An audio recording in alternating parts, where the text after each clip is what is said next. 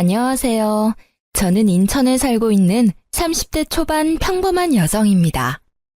코로나가 심해서 여행은커녕 멀리 사는 가족들 얼굴도 못 보던 게 바로 엊그제 같은데요. 이제는 상황이 많이 나아져서 해외여행도 떠나고 멀리 사는 가족들도 걱정 없이 만날 수 있어서 참 다행입니다. 저는 코로나가 터지기 직전까지 비행기 객실 승무원으로 일했습니다. 스튜어디스 일은 코로나 바이러스 때문에 그만둔 게 아니라 그 즈음에 제 건강이 많이 안 좋아져서 퇴사했었어요. 제가 퇴사하고 나니 급작스레 돌연변이 바이러스가 생겼다길래 저도 깜짝 놀랐습니다. 그 이후로 같이 일하던 동료들은 비행을 쉬는 날이 더 많아지고 순환 근무를 하다 보니 다들 저 따라 퇴사를 많이 하더라고요. 저는 처음에 제 커리어를 버리고 싶지 않아서 퇴사를 하는 게 맞나 고민을 많이 했었는데요. 지금 생각해보니 제가 만약 퇴사하지 않고 버텼어도 빌어먹을 코로나 때문에 일을 결국 그만뒀을 거라 생각이 듭니다. 게다가 제가 승무원 일을 그만둔다 해도 제가 일했던 경력이 다 사라지는 건 아니니까요. 다만 승무원 그만두고 다시 자리 잡기까지는 시간이 꽤 걸렸습니다. 오늘은 제가 승무원으로 일하면서 만났던 돈 무지하게 밝혔던 한심한 전남친을 손절하게 된 이야기를 들려드리려 합니다. 그 전에 간단히 저희 집안 이야기부터 말씀드리자면 저희 아버지는 음악가세요. 아버지께서는 작사, 작곡을 둘 다 하셨는데 현재는 일을 쉬고 계세요. 8년 전 위암에 걸리셔서 그때부터 경제적인 활동은 하지 못했습니다. 젊은 시절 어머니께서는 경제적인 조건보다 오로지 아버지 인품만 보시고 결혼하셨대요. 가난한 예술가인 아버지께서 돈이 어디 있으셨겠어요. 하지만 정말 부자는 마음이 넓은 사람이잖아요. 제가 어렸을 때나 기억 속이나 지금이나 저희 아버지께서는 한결같이 가족을 아끼시고 사랑하시는 다정한 분이셨어요. 그래서인지 저도 엄마처럼 아빠를 닮은 사람이랑 결혼하고 싶다는 생각을 많이 했습니다. 음악가인 아버지께서는 수입이 일정하지 않았고 벌어도 그 벌이가 많지 않으셨대요. 그래서 어머니께서는 항상 일을 하셨습니다. 작은 회사 격리로 일하시던 어머니께서는 저를 임신하시고부터 회사를 그만두고 경력이 단절되셨습니다. 그래서 어머니께서는 육아를 하면서도 바로 할 수 있는 일이 뭘까 고민하시다가 정수기 파는 일을 하면서 저희 가족을 이끌어 나가셨어요. 그러던 중에 저희 아버지께서 갑작스레 쓰러지셨습니다. 아버지께서는 작곡 일을 하시면서도 돈이 안 될 때는 공사장에서도 일용직으로 일을 하셨는데요. 돈을 많이 못 벌어다 줘서 언제나 미안하다는 말을 달고 사셨던 아버지께서 암 때문에 힘없이 병상에 누워 계시는데 눈물이 왈칵 쏟아지더군요. 암조차도 아버지 탓이라며 우시는데 마음이 너무 안 좋았습니다. 저와 어머니는 그런 아버지가 더 이상 무너지지 않게 지키는 일밖에 할 수 없었어요. 게다가 저는 한창 승무원 면접을 보던 때라 아르바이트를 고정적으로 할 수 없었고 어머니 정수기도 잘 안 팔리는 때였어서 그때가 가장 저희 집의 암흑기였습니다. 그즈음 정말 운 좋게도 저는 그토록 바라던 항공사에 최종 합격을 했습니다. 그렇게 아버지가 치료에만 전념할 수 있도록 항공사를 3년 동안 열심히 다녔어요. 대학병원에서 독한 항암 치료와 수술을 병행했고 다행히 아버지는 그 힘든 병마를 이기셨죠. 퇴원하시고 나서 간병에 힘쓰셨던 엄마는 다시 정수기 회사에 복직하셨습니다. 그때쯤 저는 욕심이 많아서 회화학원을 등록했어요. 외국인분들과 소통을 할 수 있는 정도였지만 조금 더 유창하게 잘하고 싶었거든요. 남자친구와의 첫 만남은 바로 그 직장인 영어학원에서였어요. 제가 비행 근무 시간이 바뀌거나 비행이 연착되면 시간이 없어 승무원 머리를 풀지 못하고 학원에 갔는데요.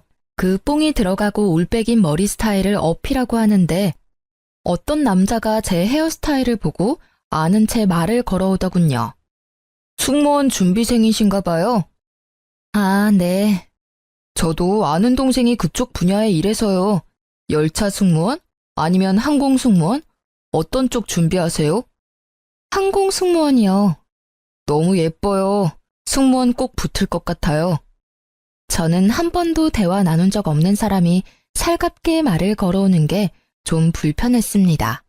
제 몰골도 일하다 와서 형편없다고 생각했으니까요. 그래서 애써 가짜 웃음을 짓고는 불편하게 수업을 들었어요. 하지만 남자는 아랑곳하지 않고 서로 친해졌다고 생각했는지 복도에서 종종 마주칠 때마다 참 반갑게도 인사를 하더라고요. 성아 씨, 안녕하세요. 네, 안녕하세요. 전 처음엔 아예 관심이 없어서 이름조차 몰랐는데 그 남자는 제 이름을 기억하고 엄청 친근하게 부르더라고요. 그것조차 부담스러워서 저는 늘 딱딱하게 대답하곤 했습니다. 하지만 한결같이 만날 때마다 제게 반갑게 웃으며 인사하는 사람한테는 눈길이 갈 수밖에 없더라고요. 보다 보니 성격도 쾌활하고 사람이 괜찮아 보였어요. 연애라고는 고등학교 때 선배 짝사랑한 거 말고는 해본 적 없는 저는 남자에 대해서 잘 몰랐거든요. 당연히 남자 보는 눈이 그때 있을 리가 없었죠. 처음에는 거절했는데 우연히 승객으로 탄 그 사람을 우연히 만나게 됐는데요. 조금 알고 지냈다고 그 순간 얼마나 반갑던지. 지금 생각해보면 그날따라 무척 힘들었던 비행이어서 그랬던 것 같네요. 그 사람은 혹시나 저를 만날까봐 챙겨왔다며 주섬주섬 간식 꾸러미를 내밀었습니다. 그 따스함에 반했던 것 같아요. 남자도 그때부터 더 적극적으로 제게 대시했습니다. 서로 사귀기 시작하고 알게 되었죠. 남자친구는 평범한 회사원이었어요. 역시나 제가 처음 봤던 첫인상 그대로 사람 참 좋아하고 대인관계 원만하고 잘 웃고 쾌활하고 뭐 그런 사람이었어요. 사실 지금 30대에 그런 놈을 만났더라면 실체를 알아차렸을 텐데. 그땐 저도 지금보다 순수하고 어렸기 때문에 첫눈에 반했다는 남친의 말에 넘어가고야 말았습니다. 그런데 연애를 하다 보니 딱 한 가지 걸리는 게 있었어요. 돈 씀씀이가 너무 해프더라고요. 옷이나 신발을 보면 언제나 준 명품은 되는 브랜드였고 가방은 300만 원이 훌쩍 넘는 명품이더라고요. 여자인 저보다 가방을 자주 바꿔든 남친을 보고 처음엔 신기했습니다. 관심 분야가 다르다지만 똑같이 월급 300만 원 받으면서 매달 새로운 아이템 샀다고 자랑하는 남친에게 저도 모르게 잔소리를 하고 있더라고요. 자기야, 나는 달마다 저축에 적금까지 빠져나가면 별로 안 남던데 자기는 어때? 나? 나는 월급 받아도 크게 저축이나 적금 같은데 돈 넣지는 않으니까. 아무래도 너보단 여유롭지? 난 현재 충실한 편이거든. 뭐? 저축이랑 적금을 안 하고 있다고? 왜? 뭐 문제 있어? 아니, 요즘엔 다들 적게라도 적금 한두 개는 들고 있어, 오빠. 우리도 지금부터라도 저축하고 살자, 응? 우리라니? 내가 돈 벌어서 내가 쓰겠다는데 우리라니. 아니, 우리 한 살이라도 젊고 이렇게 벌고 있을 때 한 푼이라도 아끼는 게 좋잖아. 매번 자기 쇼핑하는 거 옆에서 보면 몇십이 아니라 많게는 100단위로 쓰는 것 같아서 나 사실 조금 걱정돼. 너 설마 지금 나 사치 심하다고 돌려가는 거야? 아, 그런 게 아니라 난 오빠랑 결혼까지 생각하는데 오빠 경제관념이랑 내 경제관념이랑 좀 다른 것 같아서 한 번쯤 오빠랑 이야기 나눠봐야겠다고 생각 들었어. 그러니까 네가 지금 왜 그런 이야기를 이 타이밍에 하는지 난 잘 모르겠어. 우리가 지금 결혼했니? 장아야, 너 너무 앞서지 마. 아무리 연인 사이라도 할 말이 있고 안 할 말이 있는 거야. 오빠야말로 내 말을 너무 부정적으로 해석하지는 않았으면 좋겠어. 진짜 난 오빠랑 결혼까지 생각하고 있으니까 말 꺼낸 거였지. 내가 저축이랑 적금 안 들었다 했지 내 재산이 없다고는 하지 않았다. 그럼 네가 먼저 말 꺼냈으니까 나도 그럼 하나 말해도 되는 거지? 너 승무원이라 돈도 잘 버는데 왜 항상 돈에 예민하게 구니? 데이트할 때도 난 가끔 분위기도 내고 싶은데 넌 저렴한 것들만 찾아서 너 따라 입만 맞춰줬어. 그리고 연인이니까 가끔 비싼 호텔 가서 호캉스도 즐기고 싶은데 돈 아까워하는 너 보면 이해 안 되고 답답할 때 많았어. 하지만 난 나랑 네가 다르다고 해서 너처럼 입 밖으로 안 꺼냈잖아. 나는 너한테 다 맞춰주고 배려하는데 넌 왜 나한테 잔소리만 하려고 그래? 너 선 넘은 거야. 기분 나빠서 더 이상 얘기 못하겠다. 오빠, 내 말이 그렇게 기분 나빴어? 내가 조급해서 미안해.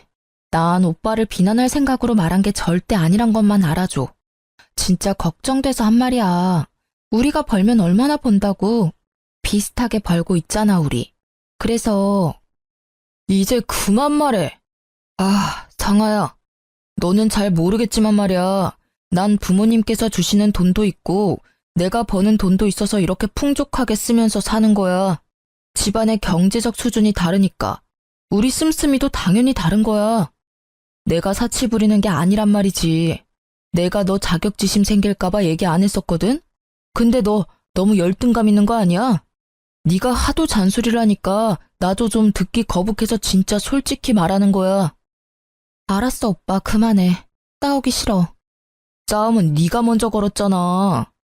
그렇게 저희는 한참 동안 같은 자리에서 똑같은 말싸움을 하고 한 달 동안이나 냉전을 가졌습니다. 그렇지만 결국 둘 다 화해를 원했고 저희는 다시 예전처럼 돌아올 수 있었습니다. 오빠는 욱해서 심하게 말해서 미안했다고 사과를 했고 저는 가끔 분위기 낼 겸 오빠 입맛에도 맞추겠다고 사과했죠. 지금 생각해보면 그때 왜 다시 만나기로 했는지 제 스스로가 굉장히 멍청하다고 생각들었습니다. 그런데 그 남자를 전부 다 겪고 나서 다시는 그런 남자 안 만나야지 하고 인생을 배우는 기회도 됐던 것 같아서 이제는 자책하며 후회는 안 하려고 합니다. 그때는 제가 더 어렸어서 판단력이 흐렸거든요. 그냥 남친의 말을 들으니 제 자신이 궁상 맞은 거란 생각도 들고 남친의 말대로 집안의 경제적인 상황은 각자가 다르니 씀씀이도 다를 수 있겠구나 생각했네요. 그래서 그 순간은 미친 듯이 창피해서 그 이후론 돈에 관한 얘기는 절대 안 꺼냈습니다. 그냥 재력에 따라 다르게 사는 거라 틀린 게 아니라 다를 수밖에 없는 어쩔 수 없는 일이라 생각했어요. 그 이후로는 남친의 집안이 경제적으로 풍족한 집안이란 것도 자연스레 알게 됐습니다. 남친도 굳이 숨기려 하지 않았어요. 어머님이 해주셨다는 비싼 명품 시계를 보고 한번 몰래 속으로 놀라기도 했습니다. 자세히 알지는 못했지만 남친의 말로는 어머니께서 금융업계에서 일하신다 하셔서 제가 얼마나 남친에게 가짜는 조언을 했나 싶어 얼굴이 화끈하기도 했어요. 당연히 돈에 대해 잘 아시는 어머님께서 잘 관리하실 거라 생각이 들었으니까요. 그래도 외제차를 타고 다니고 명품을 좋아하는 남친은 남들이 보기에 허세는 있어 보였지만 심성은 착하다고 생각했어요. 집이 여유로워도 딴 길로 안 새고 회사도 착실하게 잘 다니고 있었으니까요. 무엇보다 남자친구가 저희 부모님께 굉장히 살갑게 구는 모습이 예뻐 보였어요. 아들처럼 굴면서 능글맞게 밥 한 끼 얻어먹는 남친의 인간적인 모습이 참 좋았거든요. 어머니, 오랜만에 어머니가 해주신 된장찌개 먹고 싶어요. 아이고, 어깨 주물러 준 값으로 얼마든지 먹고 싶은 거 내가 다 해줄게. 저는 그냥 청양고추 가득 썰어 넣은 된장찌개 말고는 다른 반찬 필요 없어요. 둘이 뭐야? 나 왕따 시켜? 우리 딸 분발해야겠어. 아들이 주물러 주는 게 훨씬 시원하더라. 치, 엄마 딸 서운해? 뭐해? 경쟁자. 이제 어머니 밥하실 동안 아버님 다리 주물러 드리러 가자. 에헤이, 난 됐어. 손님으로 왔으면서 무슨 다리를 주물러. 그냥 상아랑 놀다가 들어가. 에이, 예비사위가 해드릴게요. 예비사위는 무슨, 식장 들어가기 전까지 모른다. 아빠께서는 매번 식장 들어가기 전까지는 모른다며 남친의 손길을 거부하셨어요. 가끔 아빠의 냉정한 모습에 서운해하는 남친을 보며 엄마께서는 분위기만 내는 거지 진지하게 받아들이지 마라 하셨죠. 그런데 요즘은 엄마께서 전 남친 얘기만 나오면 잘해준 게 후회되신다며 엄청 억울해하세요. 그럼 아빠는 이렇게 말씀하시곤 합니다. 여보, 그니까 내가 식장 들어가기 전까지는 아무도 모른다고 했지요? 그러니까요, 여보. 앞으로는 내가 꼭 당신 말 새겨드릴게요. 역시 우리 집에서 당신이 제일 현명해. 엄마, 아빠 죄송해요. 하나밖에 없는 딸내미가 남자 번호는 없어서 그런 놈 만나서요. 아니다. 너가 왜 미안해하니? 다 인생 경험이지. 그럼 그런 남자를 만나봐야 이상한 놈 거르고 좋은 놈 만나지. 이렇게 역시 아빠가 제일 현명하시다고 지금까지 저희 가족에게 회자되는 일입니다. 그럼 이렇게 사이좋았던 제 남자친구가 왜 전 남자친구가 됐는지 그 이유가 슬슬 궁금하실 것 같아요. 놀랍게도 헤어지자는 말은 제가 아니라 남자친구 입에서 먼저 나왔습니다. 결국 결판 지은 건 저였지만요. 아무래도 제가 승무원이다 보니 부모님 주변 분들 중 선자리를 권유하시는 분들이 많았습니다. 선자리 거절하는 것도 행복한 고민이시라며 엄마께서는 자연스레 남친과 결혼은 언제쯤 할 거냐고 여쭤보셨습니다. 결혼도 어느 정도 모은 돈이 있어야 하는 거잖아요. 저는 돈 때문에 망설이는 것도 없지 않아 있었습니다. 그래도 결혼을 하게 된다면 당연히 남친이랑 하겠지. 제 마음속으로 늘 생각했어요. 부모님은 그런 제 마음을 알아채셨는지 아빠의 저작권료 통장을 제게 내미시더라고요. 딸, 그동안 아무리 힘들어도 아빠랑 내가 이 통장은 안 건드렸다. 나중에 너 결혼하는데 단 몇 푼이라도 보태고 싶어서 말이다. 나중에 통장 정리하고 그 안에 있는 돈은 너 결혼 자금으로 써. 엄마, 아빠. 부모님의 응원에 저는 용기를 내서 남친에게 결혼에 대해 물어봤습니다. 오빠, 우리 결혼 말이야. 당장 구체적으로 계획을 세우는 건 아니더라도 대충이라도 그려놔야 하지 않나? 결혼? 그런데 생각보다 남친의 반응이 뜨뜨미지근하더군요. 그날은 그렇게 결혼에 대해 제대로 이야기도 못 해보고 대화가 흐지부지 흘러갔습니다. 게다가 집에 돌아와 생각해보니 남친과 2년가량 만났는데 저는 남자친구 집에 한 번도 놀러 간 적이 없더라고요. 남자친구 아버님은 돌아가셨고 어머님 한 분 계셨는데 매번 남친의 입으로만 안부를 듣고 한 번도 인사드린 적이 없다는 걸 그제야 깨달았습니다. 먼저 그런 말 꺼낸 적 없던 남친에게 은근히 서운도 했고 오히려 남친은 살갑게 저희 집에 잘 오는데 제가 미처 못 챙긴 건 아닌가 아차 싶기도 하더라고요. 자기야, 주말에 집에 한번 와. 엄마가 보고 싶으시대. 진짜? 우리도 이제 혼기 꽉 찼으니까. 연애만 하다가 헤어지는 커플들 많이 봤으니까 저도 남친과 그런 사이가 될까봐 좀 걱정스러웠는데 저 혼자만 헛물켠 게 아니라 생각하니 너무 행복했습니다. 저는 과일 바구니를 들고 남친 집을 찾아갔습니다. 그런데 마중 나온 남친의 얼굴이 어둡더라고요. 오늘 너무 힘준 거 아니야? 어머님께 잘 보이고 싶은 마음에 그런데 이렇게 중요한 날 묘하게 웃지도 않고 기분이 안 좋아 보이는 남친이었어요. 남친의 집에 도착하니 생각했던 것과는 달라 속으로는 당황스럽기는 했습니다. 남친의 본가는 조금 허름하고 많이 낡은 주택이었습니다. 그동안 남친이 본인의 씀씀이를 합리화시켰던 부유함과는 거리가 멀어 보였어요. 저는 그 점이 싫은 게 아니라 남친이 해왔던 말과는 전부 다르니 속으로는 좀 황당했습니다. 제가 뭐라고 말을 꺼내지도 않았는데 남친이 한마디 하더군요. 여기도 곧 재개발 될 거야. 그래서 아직까지 안 팔고 엄마께서 두시는 거야. 아, 그래? 저는 그냥 그렇구나. 내가 또 뭘 몰랐구나 싶었어요. 요즘 부동산 투자한다고 사서는 그곳에 실거주하시는 분들도 많으니까요. 어쨌든 남친의 말과는 조금 다른 풍경의 집이었지만 저는 아무런 내색하지 않았습니다. 그런데 제가 밝게 웃으며 남친의 엄마에게 인사드리니 돌아오는 건 시큰둥한 반응뿐이었어요. 안녕하세요, 어머님. 얼굴이 반반한 게 다가 아니야.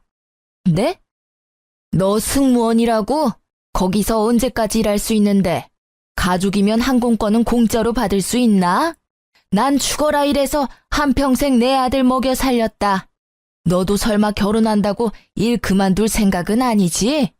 난 살림도 바깥일도 다 할 수 있는 완벽한 며느리를 원한다. 초대받은 줄 알았는데 오히려 공격적으로 쏘아붙이는 남친 어머님 때문에 할 말을 잃을 정도로 적잖이 당황했습니다. 아, 좀. 엄마, 우리 방금 왔잖아.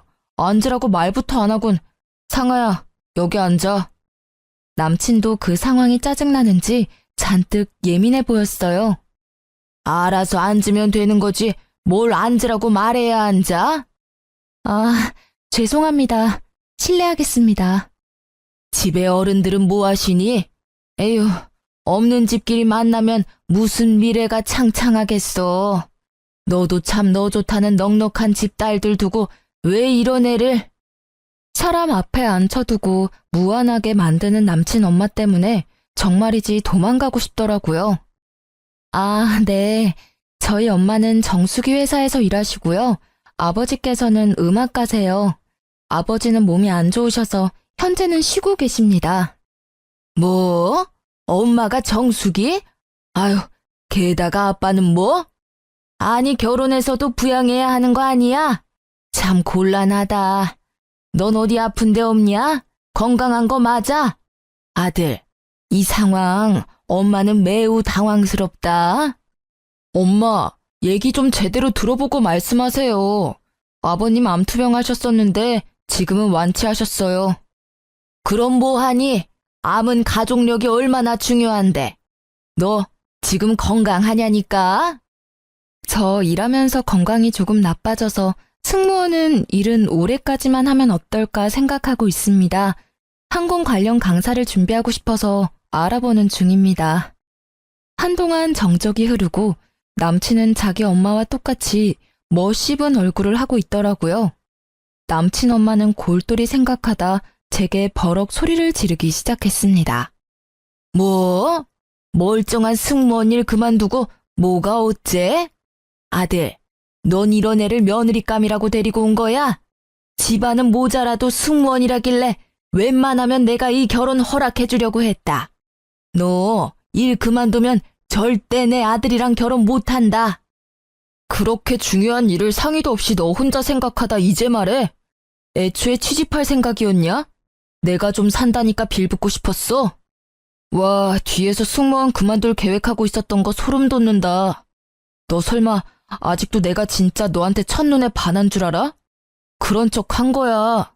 너 얼굴 그 정도면 반반하고 여친이 승무원이면 내 기도 살고 월급도 많이 버니까 결혼 생각하고 만난 거라고. 승무원 그만두면 나랑 헤어질 각오해. 분명히 말했다. 너 일 그만두면 나랑 헤어지는 거야. 너의 메리트는 승무원이라는 그 이름값이야. 저는 참다 못해 남친의 뺨을 날렸습니다. 두 모자의 태도가 정말 기가 막혔어요. 어디 예비 신랑 뺨을 때려? 예비 신랑이라뇨. 나 진짜 어이가 없어서. 저도 승무원 이름값 운운하는 남자랑 결혼할 생각 없어졌네요. 제가 너무 아까워서 이런 집안에 시집 못 오겠거든요. 그리고 아줌마, 어떻게 처음 뵙는 자리인데 인사도 안 받아주고 물 한 잔 없이 취조부터 하나요? 저 무슨 잘못해서 경찰서 조사받으러 온 줄 알았어요. 너도 그래. 너 그동안 엄마가 금융업계 다니고 집은 50평대고 집안에 자산 많고 나랑은 수준이 다르다며. 너란 사람 온통 거짓말 투성인데 들어오는 순간까지 내가 참았어.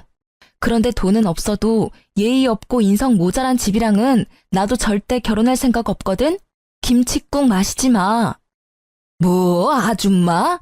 트트 싸가지 봐라. 제가 자리를 박차고 일어서자 남친 엄마는 제게 버릇없다며 들어본 적 없는 욕짓거리를 퍼붓더라고요. 네네, 이왕 버릇 없는 김에 가져온 과일 바구니도 도로 가져갈게요. 제 돈 썼는데 여기 두고 가기엔 너무 아까워서요. 집에 가서 맛있게 먹겠습니다. 안녕히 계세요. 그건 두고 가. 들고 왔는데 그걸 또 도로 가져가는 게 어딨니? 직접 사드세요. 아들한테 사달라고 하던가요. 저 꿀 같은 휴무에 차려입고 여기까지 온 거 시간 낭비한 것 같아서 지금 너무 속상하거든요. 말하는 꼬락서니가 너 진짜 싹수가 노랗다 못해 지린내가 난다. 네네, 아무렴요. 여기 오는 길에 엄청 지린내가 나더라고요. 재개발 빨리 되기를 응원할게요. 아무 말 못할 것 같던 제가 반박하자 남친과 그의 엄마는 당황해서 더 이상 제게 더 말은 못하고 이내 화를 내면서 둘이 싸우더라고요. 원하는 대로 안 흘러가니 애가 탔겠죠. 제가 뭐가 아쉬워서 그런 대접을 받으며 그 만남을 이어가겠어요. 저는 혼란스러운 틈을 타 얼른 집으로 돌아갔습니다. 역시나 남친은 본인이 아쉬운지 그날 이후로 절 붙잡으려 연락이 계속 왔습니다. 제가 전부 피하니까 제 비행 스케줄을 이미 알아보고는 공항까지 찾아왔더라고요. 창피하게 사람들 앞에서 저를 붙잡길래 공항 카페에서 간단히 끝내려고 자리를 잡았습니다. 엄마가 금융업계 다닌다고 거짓말해서 미안해. 네가 평소에 돈 가지고 스트레스 받게 하니까 나도 모르게 나온 거짓말이야. 그리고 우리 엄마가 말씀은 그렇게 하셔도 말이야. 속은 정말 따뜻하신 분이야. 사람은 겪어봐야 아는 거잖아. 너가 너무 섣부르게 판단한 거야. 그래도 엄마께서 마음이 넓으셔서 너 용서 구하면 받아주신대. 그리고 진짜 막말로 승무원 그만두면 너만 손해야. 엄마랑 나는 너 인생이 진심으로 걱정된 거지. 그렇다고 어떻게 그렇게 한순간에 남처럼 굴어? 진짜 나랑 헤어지기라도 할 거야? 너 나 껍데기만 보고 만난 거라며. 네가 실토해놓고 나랑 계속 만날 수 있을 거라 생각했니? 그리고 너도 너지만 너희 어머니 진짜 사람 불러놓고 무안 주고 윽박 지르며 막말까지. 됐고, 더 이상 말 섞기도 싫어. 나 승무원 그만둘 거고 네가 네 입으로 나 일 그만두면 우리 헤어지는 거라며. 나 이미 회사에 퇴사 통보했고 너랑 깔끔하게 헤어지는 거야. 알겠니? 찾아오지 마. 아, 찾아와도 난 없을 거니까 찾아오던지 말던지 너 알아서 해라. 야, 너 진짜 승무원 그만둬? 이제 뭐 먹고 살려고 그래? 너 집에 돈도 없잖아. 그럼 지금이라도 나 붙잡아야 하잖아. 자존심 부리지 마. 내가 특별히 하자 있는 너네 집안 눈 감아 줄 테니까 너도 자존심 그만 부리고 나한테 와. 그 정도 했으면 됐잖아? 너 미쳤니? 지금 나보고 뭐? 하자? 맞잖아. 너네 아빠 완치하셨다지만 또 언제 어떻게 될지 모르는 거잖아. 막말로 암은 또 재발할 수도 있고. 조소가 섞인 놈의 말에 저는 그 자리에서 뺨을 갈기고 싶었는데 유니폼을 입은 상태라 겨우 참았습니다. 그 대신 교양 있게 말로 그놈을 처참하게 만들어줬어요. 나 공항이라서 이 정도 참았지. 바뀌었어 봐. 너 아작냈어. 야, 남의 인생 혼수 두기 전에 네 인생이나 돌아봐. 너 그러다 곧 파산할걸? 저번에 네가 형편에 맞게 씀씀이가 다르다며. 진짜 웃기고 가짠다. 뭐? 재개발? 지나가던 개가 웃겠다. 너 그렇게 안 봤는데 지금 우리 집 평가하는 거야? 좀 낡기는 했어도 그거 우리 엄마 집이야. 재개발 가능성도 있거든? 게다가 우리 엄마 나한테 손 한 번 안 벌리시고 지금까지 열심히 일하시면서 나 용돈 주시는 분이야. 모욕하지 마. 너야말로 지금 보니 나 껍데기 보고 만난 거 아니야? 내가? 널 뭘 보고? 아, 내가 말 안 했었나? 우리 집 곧 이사해. 뭐? 무슨 돈이 있어서? 네가 알 바야? 거짓말하지 마. 돈 나올 구석 없는 집안인 거 내가 뻔히 아는데. 맘대로 생각해. 그대로 무시하고 가려하자 전 남친은 궁금한지 끝까지 물고 늘어지더라고요. 간신히 공항 보안팀의 도움을 받아 그 끈질긴 놈을 퇴치할 수 있었습니다. 이게 다 어떻게 된 일이냐고요? 아빠가 주셨던 저작권료 통장을 정리했더니 아빠의 말씀과는 다르게 상상도 못할 엄청난 액수가 들어있었습니다. 아빠는 제가 정리해온 통장 내역을 보시곤 엄마와 한참 우셨었죠. 그동안 정신없이 사느라 몰랐는데 어떤 프로그램을 통해서 옛날 아버지가 작곡한 노래가 많이 이슈가 됐더라고요. 그 계기로 계속 저작권료가 들어오는 듯 했습니다. 살다 보니 이런 날도 있구나 싶었어요. 그 뒤로도 그놈은 술 취해서 제발 다시 생각하라며 돈은 어디서 난 거냐 집착을 해대서 저는 번호도 바꿨습니다. 무시하고 차단해도 어떻게 이 번호 저 번호로 다양하게 연락을 해왔거든요. 저희 부모님께서도 모든 사실을 아시고 경악하셨어요. 제가 조금 순화해서 전달해 드렸는데도 엄마께서는 뭐 그런 놈과 그런 막대 먹은 집안이 있냐며 굉장히 화를 내셨습니다. 아빠께서는 여전히 식장 들어가기 전까지는 아무도 모른다 했지 라는 말씀만 하셨어요. 그렇게 시간이 또 흐르고 저희 가족은 새 아파트로 이사를 앞두고 있을 때였어요.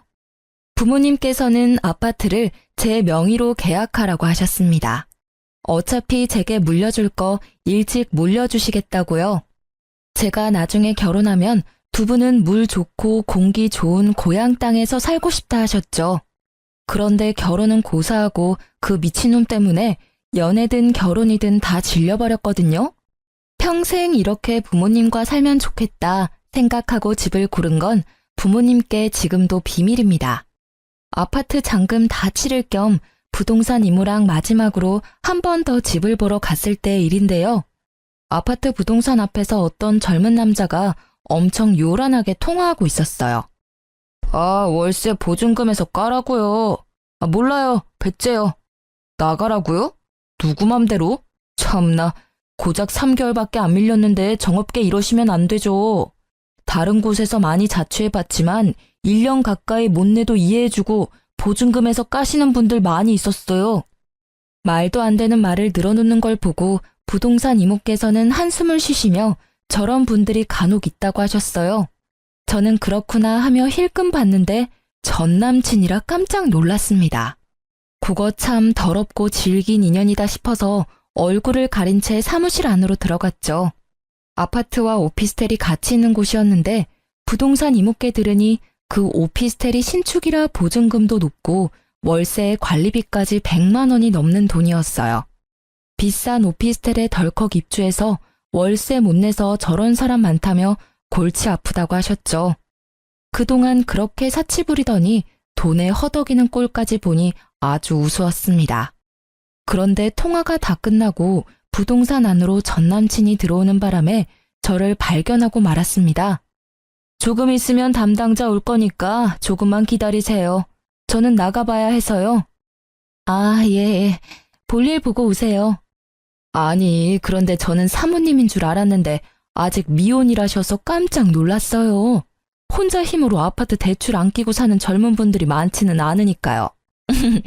어떤 일 하시는지 실례지만 살짝 여쭤봐도 될까요? 저요? 승무원으로 일하다가 지금은 퇴사하고 프리랜서 강사로 예비 승무원 교육하고 있어요. 어머, 어쩐지 얼굴도 너무 예쁘시더라. 근데 승무원이 연봉 높은 건 알았는데 그렇게 많이 줘요? 아니, 저희 딸도 고등학생인데 승무원 지망생이거든요. 다음에 좀 상담받으러 가도 될까요? 물론이죠. 제 명함 드릴게요. 승무원으로 일할 때 연봉은 높긴 했는데요. 여기 아파트 계약한 건 제 돈 아니에요. 저는 저축한 돈 따로 있고 아파트는 부모님께서 주신 돈으로 사는 거예요. 아파트 한 채 정도는 외동딸인 저한테 주고 싶다 하셔서요. 아버지께서 음악가이신데 저작권료가 좀 쏠쏠해요. 어머, 진짜 복 받으셨네. 나 일단 다른 분 잠깐만 안내하고 돌아올 테니까 여기서 편하게 쉬고 있어요. 한 5분이면 될 것 같네요. 저는 일부러 전 남친 들으란 듯이 얄밉게 털어놓았습니다. 그동안 궁금했던 진실을 알게 된 전 남친의 얼굴은 볼만했어요. 당장 제게 말 걸고 싶어하는 눈치더라고요. 그렇게 부동산을 나서는데 따라 나온 전 남친이 이게 다 어떻게 된 일이냐고 붙잡고 묻더라고요. 아버님 저작권료가 그렇게 많았어? 왜 나 만날 때는 티를 안 냈어? 아버님 대단하시다. 제가 대꾸하지 않자 전 남친은 갑자기 제 바지가랑이를 붙잡더라고요. 상아야, 우리 다시 잘해보자. 너 강사 일해도 내가 너 먹여 살릴게. 미쳤다고 내가 너 같은 애랑 만나? 내가? 왜? 지 월세 하나 제대로 못 내놓은 놈이 어디서 허세야. 꺼져. 다시 한번 충고하는데 너 인생이나 똑바로 살아. 상아야, 제발. 너 많이 화난 거 알아. 근데 장인어른 말고도 집안에 남자가 한 명쯤은 있어야지. 장인어른? 너 미쳤어? 드디어 정신이 가출한 거야? 우리 아빠 편찮으시다고 비웃을 때는 언제고 돈 많으시다니까 군침 흐르니? 이거 안 놔? 너 같은 버러지 놈을 우리 집에서 왜 받아주겠니? 그땐 내가 너무 철이 없었어. 그때라 해봤자 몇 개월 전인데 지금은 좀 낫고? 어머, 두 분 아는 사이세요? 그때 부동산 이모께서 다시 다가오셨고 저는 순진한 얼굴로 말했습니다. 모르겠어요. 저 아세요? 왜 이러세요? 어머 총각, 왜 모르는 아가씨 바지가랑이를 잡아요? 그러다 잡혀가요. 놈은 등짝을 몇 대 맞고서는 허탈한 얼굴로 사라지더군요. 너무 통쾌했습니다. 그런데 가족들과 아파트로 이사하고 전 남친을 다시 여기서 마주치게 될까봐 너무 찝찝했어요. 부동산 이모에게 은근슬쩍 물어보니 그 인간 결국 집주인에게 쫓겨났으니 걱정하지 말라더라고요. 이모 말로는 젊은 사람이 빚은 또 얼마나 많은지 우편함에도 빚 독촉 우편이 한가득이었다며 다시 돌아올 일은 없을 거라고 하셨네요. 진짜 한심한 인생이라고 생각했어요. 그놈 제가 예전에 씀씀이 충고한 거 들었으면 그 꼴은 안 나지 않았을까요? 자업자득이라 생각했습니다. 저는 전남친도 쫓겨났다 하고 걱정거리가 싹 사라졌습니다. 그런데 또 곧바로 정말 기가 막힌 일이 생기더라고요. 엄마가 오랫동안 다니셨던 정수기 회사를 그만두신 지도 2년이 넘었었죠. 엄마 정수기 다닐 때 알던 동생이야. 아들이 너무 사고만 치고 다녀서 그거 매번 갚고 다니느라 정작 수중에 모은 돈도 없대. 내가 짠해서 해줄 건 없고 정수기라도 비싼 거 해주려고. 정수기 말고도 비데랑 이것저것 다 해줘야지. 엄마, 또 너무 다 해주면 그 이모께서 좀 부담스러우시지는 않을까요? 나 잘된 거 다 뻔히 알고들 있는데 오히려 안 해주면 엄마가 욕먹을지도 몰라. 저는 쉬는 날이라 소파에 누워있다 잠들었고 곧 시끌벅적한 소리 때문에 깼거든요. 초인종이 울리고 대문이 열리자 정수기 설치 기사님과 이모 총 2분이 오셨더라고요. 그런데 정수기 이모가 낯익은 얼굴이라 깜짝 놀랐습니다. 언니, 정말 성공했네요. 얘기 듣기만 들었지 이렇게 직접 보니까 너무 부러워요. 입구부터 부잣집 아파트인 거 티가 딱 나더라고. 성공해서도 이렇게 저 잊지 않고 챙겨줘서 고마워요. 이거 별거는 아니지만 귤 한 봉지 사왔어요. 이런 걸 뭐하러 사와? 아유, 잘 먹을게. 들어오세요들. 딸, 엄마 손님들 오셨어. 그만 자고 일어나. 그 말로만 듣던 공주 직접 보는 거야? 우리 공주 쉬는 날이라 자다 깨서 몰골이 좀 그렇네. 안녕하셨어요? 저는 전남친 엄마를 먼저 알아보고 아주 썩은 미소를 지었습니다. 화들짝 놀라서 귤봉지를 떨어뜨리는 전남친 엄마를 보고 엄마는 왜 그러냐고 당황하셨습니다. 엄마, 그때 나 물 한 잔도 안 주고 하대하던 전남친 엄마 기억나지? 그 몹쓸 놈이랑 그 몹쓸 놈 엄마라는 사람? 이분이야, 엄마. 뭐? 언니, 그게 아니라요. 얘, 너 정말 미옥 언니 딸이니? 아니, 정수가 지금 내 딸 하는 말이 사실이냐? 언니, 그게, 아유, 미안해요. 나도 내 코가 석자라 뭐 할 말이 없네요. 참나, 그놈 엄마가 정수기 너라는 말이지? 정수기 계약은 없던 걸로 해야겠다. 다른 제품 계약도 안 할 거야. 당장 돌아가. 기사님 죄송해요. 설치 안 해주셔도 돼요. 제가 출장비는 입금해 드릴게요. 기사님께서 먼저 나가시자 무릎 꿇고 비는 전남친 엄마였어요. 언니, 내가 미안해요. 그런데 내가 요즘 좀 힘들어서 그런데 이번 계약만 좀 어떻게 안 될까요? 당장 내 집에서 나가라. 내 딸이랑 더 이상 한 공간에 있는 꼴 못 봐. 저기 아줌마, 집에 과일이 많아서요. 귤은 도로 가져가서 아들이랑 드세요. 저는 얄밉게 그분께 귤봉지를 쥐어주며 배웅했습니다. 그 뒤로 전남친 엄마는 무슨 낯짝인지 자신이 잘못했다면서 홍기 꽉 찬 아들, 딸 지금이라도 이어주자고 뻔뻔하게 다시 연락을 해왔어요. 엄마는 어디 귀한 내 딸 넘보냐고 자식 교육 똑바로 시키고 심성 곱게 써야 일도 잘 풀리는 거라며 쓴소리 하셨다 합니다. 그래도 포기하지 않던 아줌마를 향해 엄마는 마지막으로 경고장을 날렸죠. 너 자꾸 그러면 내가 다 소문낼 줄 알아? 불편하게 자꾸 연락하지 마. 내가 너 때문에 오래 쓴 전화번호까지 바꿔야겠어? 엄마가 진짜 지인들한테 소문이라도 낼까봐 더 이상 연락이 오진 않는다더라고요. 엄마가 한동안 세상 참 좁다며 신기해 하셨어요. 좋은 마음으로 친한 후배 도와주려 했더니 그런 인성을 가졌는지 꿈에도 몰랐었다며 세상 참 오래 살고 볼 일이라고 말이죠. 전 남친 엄마를 보면서 이 세상 생각보다 좁으니 당장 인연이 아니더라도 내일 다시 어떻게 그 인연을 마주칠지 모르니 평소에 심성을 곱게 써야 한다는 생각이 들었어요. 지금 현재 저는 예비 승무원들 교육하며 잘 살고 있습니다. 부모님도 아픈 곳 없이 무탈하시고요. 말씀드리다 보니 이야기가 너무 길어졌네요. 긴 사연 여기서 마무리하겠습니다. 함께 끝까지 들어주셔서 너무 감사합니다.